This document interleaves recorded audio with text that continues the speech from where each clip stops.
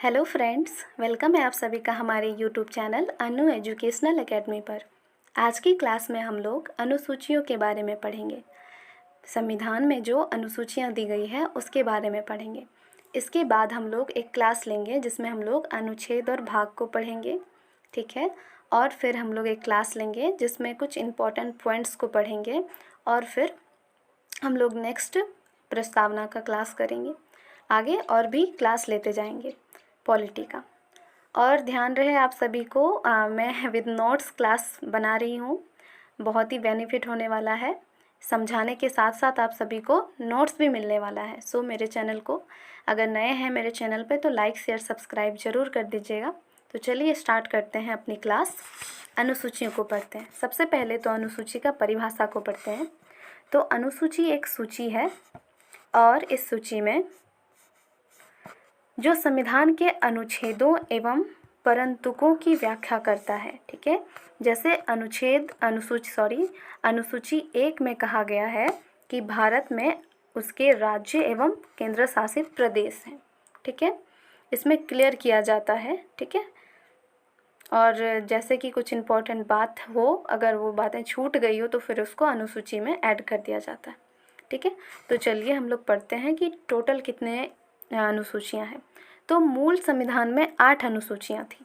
जब संविधान निर्माण हुआ था तभी 8 अनुसूचियां थी और वर्तमान में 12 अनुसूचियां हैं। मतलब कि 4 जो है अनुसूचियां वो बाद में ऐड हुई हैं। 1 से 8 तक जो अनुसूची है वो मूल संविधान में थी और 9, 10, 11 और 12 जो है वो अनुसूचियां बाद में जुड़ी है, यानी कि संविधान में बाद में संशोधन हुआ और फिर उसके तहत जुड़ा है, ठीक है। तो चलिए हम लोग पहला अनुसूची को देखते हैं कि क्या है पहली अनुसूची में। तो पहले अनुसूची में दिया गया है भारत एवं उसके राज्यों एवं केंद्र शासित प्रदेशों का उल्लेख। तो ऑब्वियसली पहला वाला में याद रहेगा आप सभी को कि भारत में राज्य और केंद्र शासित प्रदेश का उल्लेख है।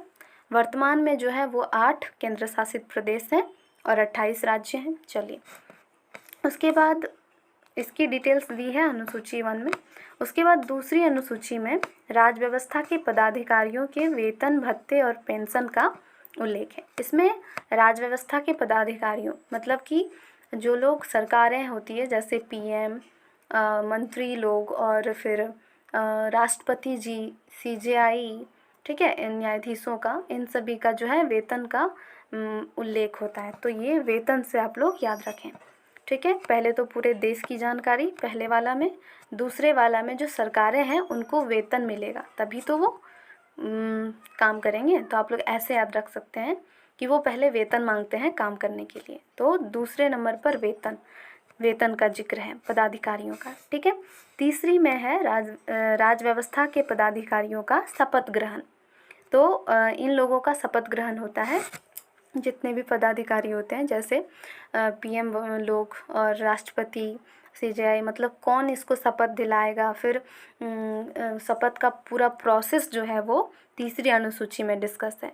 तो प्रथम अनुसूची में याद रखेंगे कि पूरे देश के बारे में उल्लेख है, जानकारी मिलती है प्रथम अनुसूची से। दूसरे वाले में वेतन और तीसरे वाले में शपथ।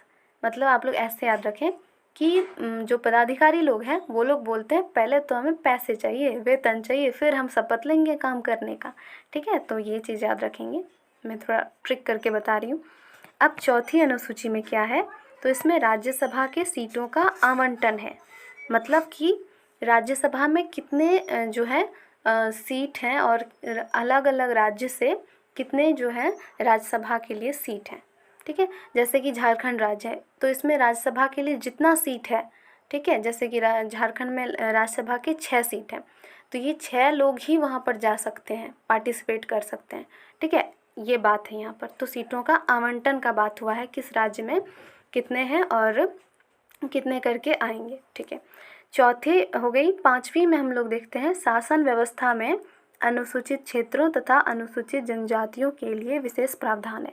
तो इसमें एससी और एसटी के लिए जो है वो कुछ विशेष प्रावधान है।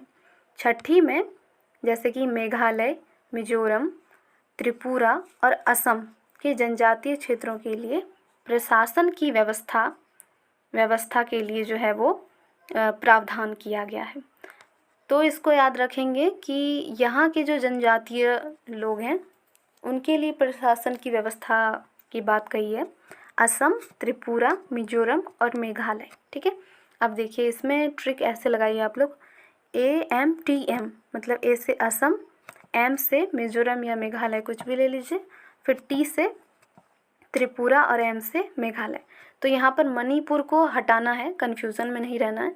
अब कैसे आप लोग मणिपुर को छाटेंगे, तो आप लोग याद रखिए कि मनी, उसके पास तो बहुत मतलब मनी है, बहुत पैसे वाला है, तो उसको किसी भी मतलब सुविधा की ज़रूरत नहीं है, तो वो साइड हो गया। ठीक है, ऐसे करके आप लोग याद रख लीजिए। अब 7वीं अनुसूची में चलते हैं। तो इसमें है केंद्र तथा राज्यों के बीच में शक्तियों के विभाजन का उल्लेख। अब देखिए, अब संविधान तो बना, अब उस टाइम बहुत सारे टॉपिक होते हैं जिस पर राज्य मतलब मेनली 2 तरह से ही काम करता है। 2 जो है बड़ी शक्ति है, एक राज्य सरकार और एक केंद्र सरकार जो है वो पूरे इन देश के लिए काम करती है। राज्य सरकार राज्यों के लिए काम करती है, अपने अपने राज्यों के लिए। तो मेनली इन दोनों के द्वारा ही काम होता है। ठीक है, तो इनके बीच में टॉपिक्स डिवाइड हुए कि आप इस टॉपिक पर काम करेंगे, इस टॉपिक पर, और ऐसे टॉपिक हुए जो दोनों सम्मिलित रूप से काम करेंगे। ऐसे टॉपिक एक तीसरा टॉपिक हुआ जिसको हम लोग समवर्ती सूची बोलते हैं। ठीक है, तो आगे देखते हैं हम लोग कि इसमें शक्तियों का विभाजन कैसे हुआ है। तो आप लोग देखिए, शक्तियों का विभाजन संघ सूची, राज्य सूची तथा समवर्ती सूची में दिए गए विषयों पर कानून बनाने के अधिकार के आधार पर की गई है। 3 भागों में बांट दिया, एक सरकार केंद्र सरकार, दूसरी राज्य सरकार के द्वारा, और तीसरी समवर्ती सूची यानी कि दोनों के सम्मिलित रूप से काम होगा। ठीक है, ये 3 प्रकार की सूचियां हैं। अब देखिए, शक्तियों का विभाजन हुआ संघ सूची वाला। देखिए, तो इस सूची में रखे गए विषयों पर कानून बनाने का अधिकार केवल किसको है, संघ को दिया गया, यानी केंद्र सरकार को दिया गया। इसमें इस सूची में रखे गए विषयों पर कानून बनाने का अधिकार केवल राज्य सरकार को दिया गया, और इस सूची में रखे गए विषयों पर कानून बनाने का अधिकार संघ तथा राज्य दोनों को है। हो गया क्लियर? अब आगे बढ़ते हैं। ठीक है, तो संघ सूची यानी कि केंद्र सरकार वाली में देखिए 97 विषय थे पहले। ठीक है, बट अभी ये बढ़कर 100 हो गए हैं वर्तमान में। इसमें पहले 66 विषय था, लेकिन अभी घटकर ये 61 हो गया है। और सम्मिलित रूप से में यानी कि समवर्ती सूची में 47 विषय थे, बट अभी बढ़कर 52 हो गए हैं। तो इसमें चेंजेस भी हो सकते हैं, घट बढ़ सकते हैं। ठीक है, अब देखिए, रक्षा यानी कि रक्षा का जो दायित्व है वो केंद्र सरकार को है। बैंकिंग, परमाणु ऊर्जा, रेलवे, साइबर कानून, जनगणना से संबंधित कानून, वायुयान, नेशनल हाईवे, विदेशी संबंध, इतने सारे टॉपिक और भी हैं। आप लोग बुक पढ़ेंगे तो वहाँ आप लोगों को और भी सारे मिल जाएंगे, बट मेन हम इसमें लिख दिए हैं। तो ये सारे जो हैं वो केंद्र सरकार के विषय में आते हैं, मतलब इस पर केंद्र सरकार काम करेगी। ठीक है, उसके बाद राज्य सरकार की सूची में सिंचाई का काम आता है, कृषि का काम आता है, सड़क का काम आता है, राज्य का जो पुलिस है उसके लिए जो कानूनें बनती है वो राज्य सरकार के द्वारा बनती है। ठीक है, उसके बाद हम लोग समवर्ती सूची में और एक पॉइंट पढ़ते हैं जो इम्पोर्टेंट है कि अगर किसी विषय पर केंद्र तथा राज्य द्वारा कानून बनाए जाते हैं और दोनों के द्वारा बनाए गए कानून में विवाद की स्थिति उत्पन्न होती है, तो वैसी स्थिति में केंद्र सरकार द्वारा बनाए गए कानून को मान्यता मिलेगी। मतलब अगर दोनों एक कानून बनाने पे झगड़ रहे हैं, दोनों पे विवाद हो रहा है, तो फिर मान्यता किसको मिल जाएगी, केंद्र सरकार के बातों को। ठीक है, जैसे कि इसमें एग्जाम्पल देंगे, कृषि का विकास पर ये अपना चर्चा कर सकते हैं। शिक्षा केंद्र सरकार का भी मुद्दा है और राज्य सरकार का भी मुद्दा है। वन विभाग, ठीक है, दोनों का मुद्दा है। स्वास्थ्य भी और परिवार नियोजन। तो ये सारी चीज़ें हो गई आपकी 7वीं अनुसूची में जो दिया है। 7वीं अनुसूची में केंद्र सरकार और राज्य सरकार के बीच में शक्तियों का बंटवारा किया गया है। ठीक है, उसके बाद जब संविधान बन रहा था उसी टाइम आने वाले समय में कुछ ऐसे भी विषय हो सकते हैं जो अभी नहीं दिख रहे हैं, मतलब अभी नहीं पता चल रहे हैं।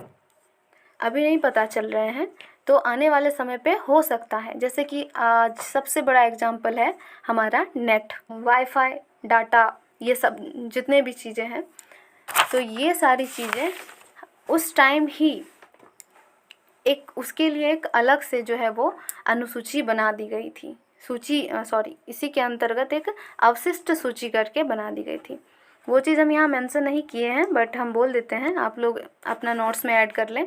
अवशिष्ट शक्तियाँ करके एक सूची बना दी गई थी, ठीक है। और वो किसके अधिकार क्षेत्र में आएगी? तो संसद के अधिकार क्षेत्र में आएगी, ठीक है। वो किसके अधिकार क्षेत्र में आएगी? अवशिष्ट शक्तियाँ, वो संसद उस पर कानून बनाएगी। तो इंटरनेट, वाईफाई, ये सारी चीज़ें उसमें आ जाएगी, ठीक है। तो भावी पीढ़ी के लिए उन्होंने सोचा और एक अवशिष्ट सूची भी बनाया। चलिए, ये 7वीं अनुसूची होती है आपकी ख़त्म। अब हम लोग 8वीं अनुसूची के बारे में पढ़ेंगे, ठीक है। तो 8वीं अनुसूची में क्या है? इसमें भाषाओं का उल्लेख है। तो भाषा का जिक्र आता है तो थोड़ा इस पर बात करते हैं कि फजल अली आयोग आया था और उन्हीं के जो है निर्देशानुसार भाषा के आधार पर जो है पहले शुरू में जो है 14 राज्यों का जो है वो गठन हुआ। तो हमारे राज्यों का गठन जो है वो भाषाई आधार पर हुआ था। उस टाइम 14 ही राज्य थे, तो 14 भाषा भी बने थे। तो मूल संविधान में जो है वो 14 भाषाएं थी। बाद में आपकी जुड़ती है 6 भाषाएं, और फिर 8 भाषाएं जुड़ती है ना बाद में, हाँ 8 भाषाएं बाद में जुड़ती है, और टोटल अभी हो गई है 22 भाषाएं, ठीक है। तो देखिए यहाँ पर हम लिखे हैं टोटल 22 भाषाओं को पहले तो हम यहाँ लिख दिए हैं, ठीक है। उसमें से 14 भाषा पहले से ही था। अब 15वीं भाषा कौन है ये हम लोग देखते हैं। 15वीं भाषा है आपकी सिंधी। कौन सी भाषा है 15वीं? सिंधी। और सिंधी जो है वो 21वें संविधान संशोधन 1967 में जोड़ा गया है। अब एक बात यहाँ रहा कि ये 15वीं भाषा है, फिर ये जोड़ा गया, ये सब क्या है? ये 67 21वां। अब देखिए, संविधान, मूल संविधान में अगर कोई भी चीज़ रहता है तो फिर उसमें आपको कोई भी अमेंडमेंट और ईयर देखने को नहीं मिलेगा। बट अगर वो संविधान संशोधन के तहत जुड़ता है तो उसमें लिखना पड़ता है कि ये कितने नंबर का संविधान संशोधन है और ये किस ईयर में संशोधित हुआ था, ठीक है। तो ये जो 15वीं भाषा है वो 21वें संविधान संशोधन में जुड़ी, यानी कि संविधान का 21वां नंबर जब संशोधन हो रहा था उस टाइम ये भाषा जुड़ी थी और 1967 में जुड़ी थी, ठीक है। तो सिंधी भाषा को याद रखें, ये 15वीं भाषा है, और ये सब डेट और ये कितने नंबर का अमेंडमेंट है ये याद रखेंगे। उसके बाद 16 नंबर का, 17 नंबर का और 18 नंबर का, ठीक है। ये भाषा यानी कि कोंकणी, मणिपुरी और नेपाली, इसको ट्रिक हम बनाए हैं नमक, ठीक है। 9 से हो जाएगा नेपाली, म से हो जाएगा मणिपुरी और क से हो जाएगा कोंकणी, ठीक है। तो ये 16वां, 17वां और 18वीं जो भाषा है वो 71वें संविधान संशोधन 1992 को जुड़ा है, ठीक है। चलिए क्लियर, आगे बढ़ते हैं। अब 19, 20, 21 और 22 बची आपकी 4 भाषा। अब ये चारों भाषा यानी कि बोडो, डोंगरी, मैथिली और संथाली, ये चारों भाषा आपकी 92वें संविधान संशोधन 2003 में जुड़ी है। अब इसके लिए हम लोग ट्रिक बनाते हैं बोर्ड मास, ठीक है। बोर्ड मास का नियम जानते हैं ना, गणित में पढ़े होंगे ना, बेसिक है। तो देखिए बोर्ड मास जो है तो BO से बोडो, D से डोंगरी, MA से मैथिली और S से संथाली। तो ये आप लोग ट्रिक भी बताते जा रही हूँ मैं, तो याद रखेंगे। चलिए, यहाँ होती है आपकी 8वीं अनुसूची ख़त्म। अनुसूची में जो है आपकी भाषा के बारे में बात हुई है। तो हमारे देश में टोटल अभी 22 भाषा है जो संविधान में आते हैं। मूल संविधान में 14 भाषाएं थी और अभी 22 हो गई है, ठीक है। देख लिए कौन कौन सा जुड़ा। और एक चीज़ है कि उड़िया भाषा का नाम बदलकर 2011 में ओडिया कर दिया गया, ठीक है। चलिए ये भी याद रखें साथ साथ। अब आते हैं संशोधित अनुसूचियों पर, यानी कि जो जुड़े हुए अनुसूची हैं। 8 तक तो जो थे वो मूल संविधान में अनुसूची थी, बट 9, 10, 11 और 12 जो है वो जोड़ा हुआ है, मतलब संशोधन के तहत जुड़ा है। तो सबसे पहला संविधान संशोधन नवीं अनुसूची को जोड़कर ही किया गया था। यानी कि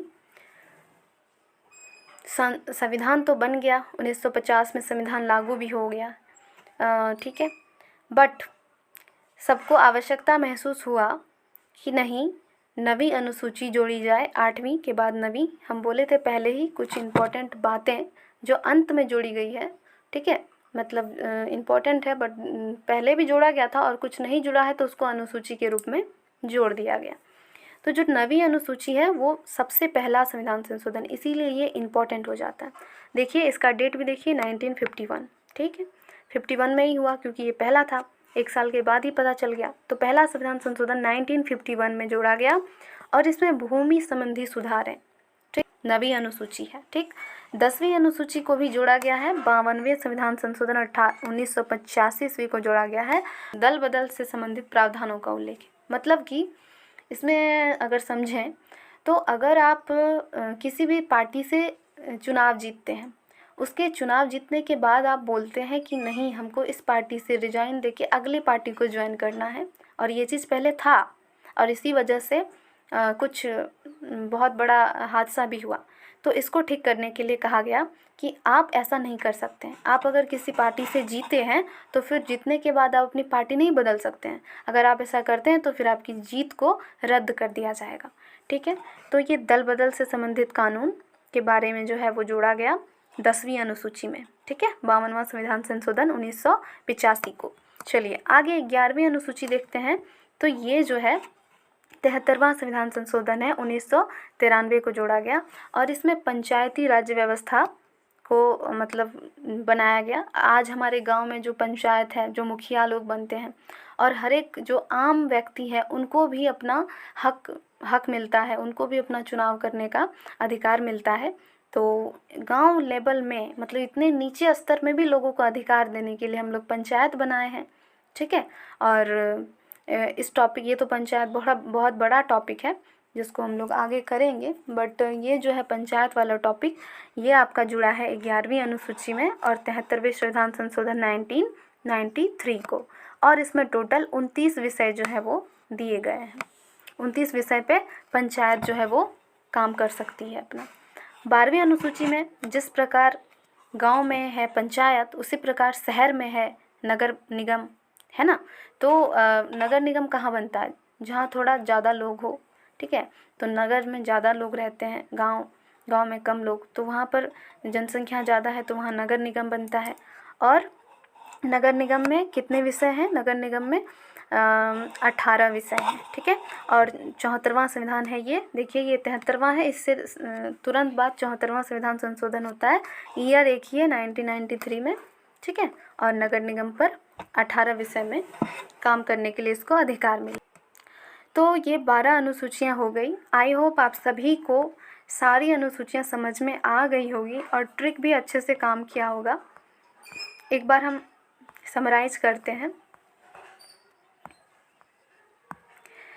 पहली अनुसूची जो है उसके लिए तो कुछ याद करने की ज़रूरत ही नहीं है, देश के बारे में बताया गया है, ठीक है, केंद्र शासित प्रदेश और राज्यों के बारे में, तो इसको तो किसी भी ट्रिक का ज़रूरत नहीं पड़ना चाहिए। दूसरा जो है मैंने कहा कि राज्य व्यवस्था में जो पदाधिकारी हैं उनको पहले वेतन चाहिए, फिर वो अपना शपथ लेंगे, यानी कि दूसरा है वेतन से रिलेटेड और तीसरा है शपथ से रिलेटेड।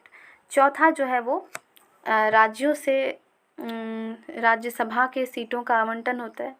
तो आप लोग ऐसे याद रख सकते हैं कि सभा हो रही है, लोकसभा नहीं याद कर लें, राज्यसभा, और जब 4 लोग बैठते हैं तो ही सभा होती है। तो ये आप लोग ट्रिक लगा सकते हैं। और यहाँ पर हाँ ध्यान रहे लोकसभा ना हो जाए, राज्यसभा है, ठीक है। उसके बाद 5वीं अनुसूची में अनुसूचित जाति के लिए प्रावधान है और जनजाति के लिए, ठीक है। और छठी में 5वीं 6ठी देखिए एक जैसी है, लेकिन हाँ इसमें याद रखिए AMTM, फिर इसमें मणिपुर नहीं होना चाहिए क्योंकि मनी, उसके बाद मनी है यानी कि बहुत सारे पैसे हैं, उसको ये सब सुविधा की ज़रूरत नहीं है, ठीक है।